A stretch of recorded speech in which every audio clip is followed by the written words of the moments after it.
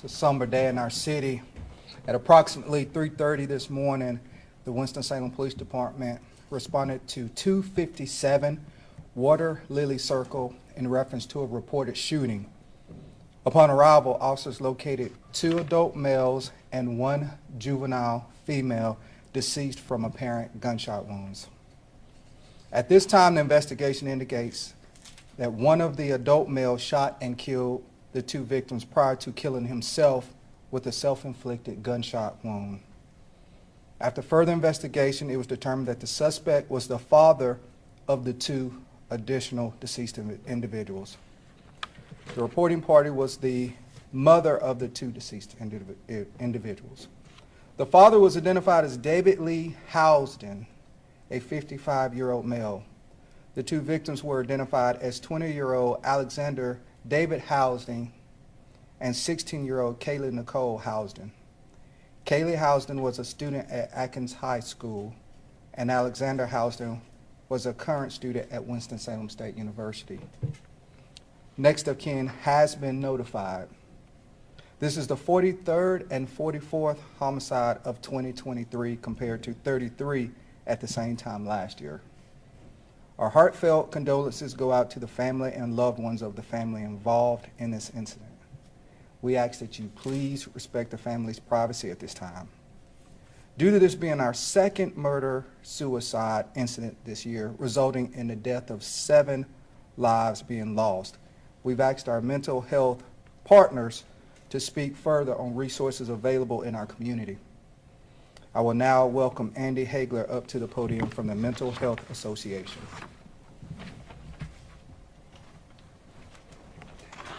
Good morning. My name is Andy Hagler. I'm the Executive Director of the Mental Health Association in Forsyth County. We are a nonprofit, non-governmental advocacy organization in Winston-Salem, Forsyth County and area that we help people access services, help people access care to services, and we also provide a number of trainings, including the crisis intervention team trainings to our local first responders. And first of all, before I say anything else, I just want to express my sincere condolences and sympathies to the families involved in this horrific tragedy that happened earlier today. While we know that about somewhere around 20% in any given time of persons in our communities, in our towns and cities and states live with some type of mental health issue. And we know that somewhere around half of that 20% live with very severe mental illnesses. We also know that, contrary to what some people may believe, most people who live with very serious mental disorders are not prone to crime.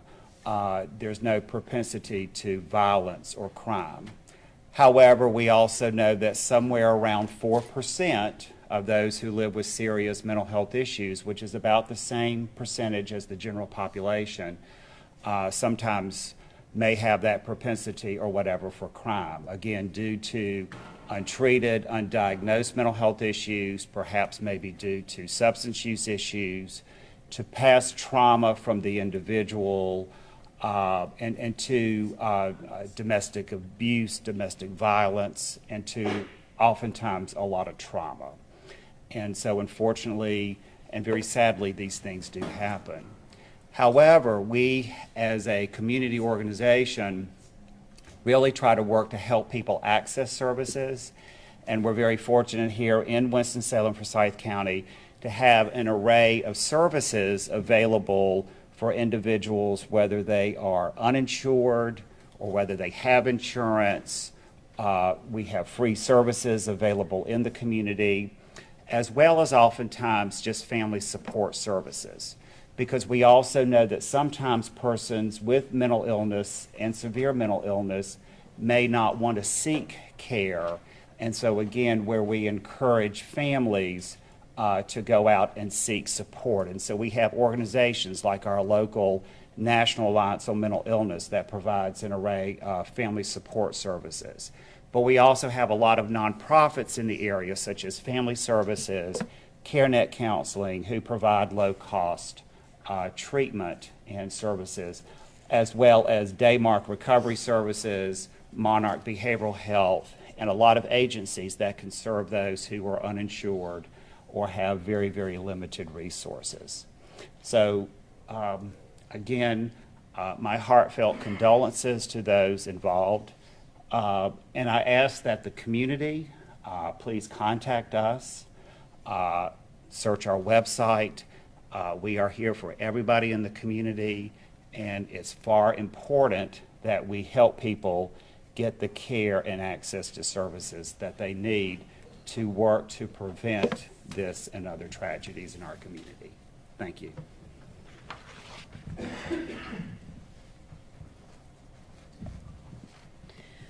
Good morning. Tricia McManus, Superintendent.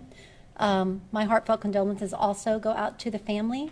When this type of tragedy occurs, obviously the family is deeply impacted, and so are all of those that knew the family, and especially our student at Atkins. And so we have a crisis team on site now. Our students and staff are finding out at about this time as well. And so we have a crisis team ready, and this is, they are there to talk to every student and every staff member that knew our student, both in the classroom and in any extracurricular activities. And so they're there and will be there for unlimited time for students. They'll go into individual classrooms and do group counseling and group sessions as needed. And it could be just today, it could be all week. And so it's very important that our students, this is something that will create lasting trauma for both the family and our kids and our staff members. And so they'll be there unlimited until as needed, until every child and every adult that needs help gets that help that they need.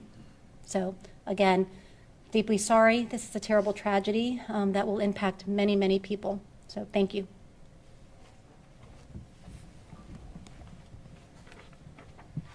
My name's Allison Marion.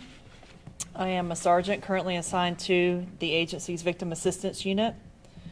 And the Winston-Salem Police Department is committed to providing the highest standard of customer service to our citizens. One of the ways that we accomplish this is by training and certifying our officers in crisis intervention. This training teaches our officers to recognize individuals suffering from a mental health crisis and provides them with skills and resources to obtain services for those individuals. Should you find yourself in need of our services, you can ask our 911 dispatchers for an officer trained in crisis intervention. Citizens may also request a BEAR unit. BEAR stands for Behavioral Evaluation and Response Team, and is comprised of counselors trained to provide compassionate mental health intervention to the citizens of Winston-Salem through collaborations with community partners. The Winston-Salem Police Department Victim Assistance Unit works in collaboration with local community resources, and some of those resources include Family Services, Eliza's Helping Hands, Parenting Path, all of which provide counseling services. Our local domestic violence crisis hotline number is 336-723-8125. This number is manned 24 hours, 7 days a week. There's also the National Suicide Hotline at 1-800-784-2433. I would also like to remind our employees of our agency's peer support team, as well as EAP. Should you feel the need to speak to someone, please know that these and other agency resources are always available to you. Thank you.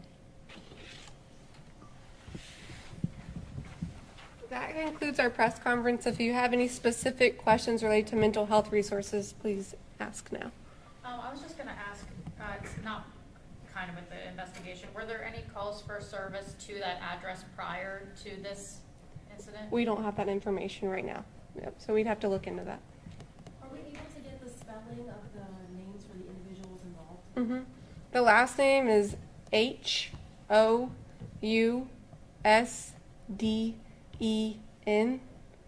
and then I'll email out all their first names with middle names like right after this. So, but that's the last name for all of them.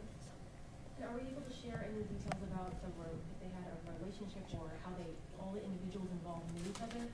Yeah, so in Chief's statement, so we identified the father as a suspect, and he also killed himself afterwards with a self-inflicted gunshot wound.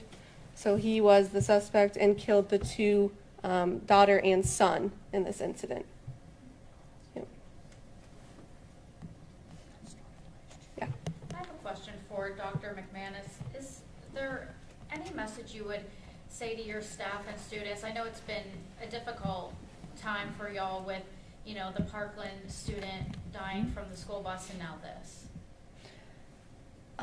Well, as far as messages, I mean, you know, we are working day and night on the preventative side of issues by giving resources to people before tragedy occurs. And so I think that it's very important. That's why we are spending time with social emotional learning. That's why we're spending time assigning, you know, mentors to students. That's why we are investing in school social workers and in counselors and trying to make all that those preventative measures really put them in motion and have them stick so that we try to avoid the reaction to what we're doing now. But again, so I think it's to our family of our student, we will be there for them. We will be there for our students and staff, for both families of students, for both school staffs, for all of the kids. Both students were well loved and are active, and kids know them. So imagine, you know, and honestly, in this case, even anyone that didn't know her, the thought of this happening will be traumatic to many students. And so all I can say is we will be there to wrap our arms around the families and all the friends and all the staff members that have interacted. Again, both kids were well loved. And so we will do whatever it takes to make sure everyone's okay. Was the 20-year-old a former student at Atkins High School? Yes, ma'am. Can you say anything, do you have anything you can tell us about the victims in terms of maybe what kind of activities they did or what their interests were? I don't know if you got that information. So the female victim was in color guard. We do know that. Yeah. And then the other individual was the current student at Winston-Salem State University. So we're not sure kind of what Yeah. extracurriculars he partook in. Yeah. And I know you said that there are some counselors already on campus. I wanted to ask a little bit about the climate of what's going on there right now. How are those students feeling, teachers? Well, I will be, so at the incident with our student at Atkins, the team was there earlier today. The only people that knew this morning, because of course the investigation was ongoing, so this is kind of the public announcement about it. But of course there was already some talk because kids are getting there, she's not in school. Again, an active student. And so we sent the crisis team early this morning, though, to start setting up the stage and to start working with our administrators there to be ready. And so now, as news is breaking, as more students are finding out, they will be there, and we'll start putting in motion the plans and the conversations and the group meeting and the individual counseling and all that, which will continue on as long as necessary, as I said earlier, throughout the week and into next week, or as long as it's needed. This might be a question for the chief, I suppose, or maybe even Winston-Salem State, but are you able to say whether the student at Winston-Salem State was living at home and going to school or sort of anything like that? We don't have that information on us. So I'm going to go ahead. We're going to be done for now. If you have any follow-ups,